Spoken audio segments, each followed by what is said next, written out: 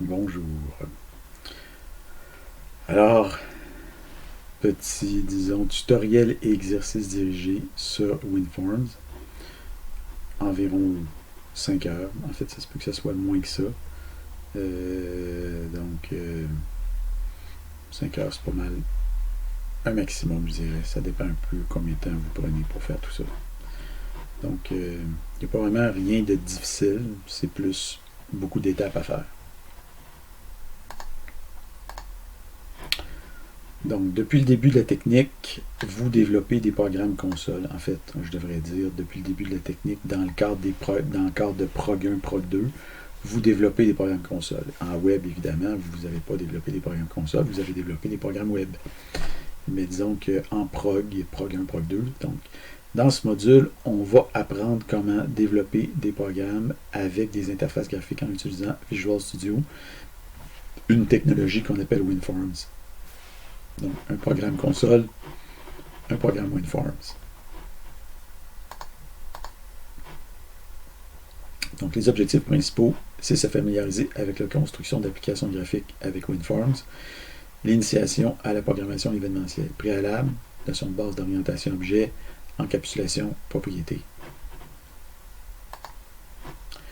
Donc, avant de commencer à faire quoi que ce soit ici, je vous recommande de faire une mise à jour de Visual Studio pour aller chercher la dernière version et aussi d'activer l'utilisation de Windows Forms pour .NET Core.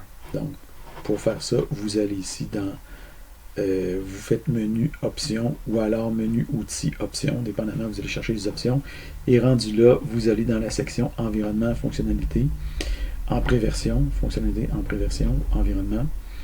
Et dans cette section-là, vous vous assurez de que la case ici, Use the Preview Windows Forms Designer for .NET Core Apps, est cochée.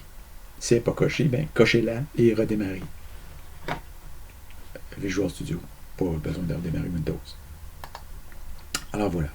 Ce qu'on va voir, on va voir la création d'un projet WinForms tout d'abord.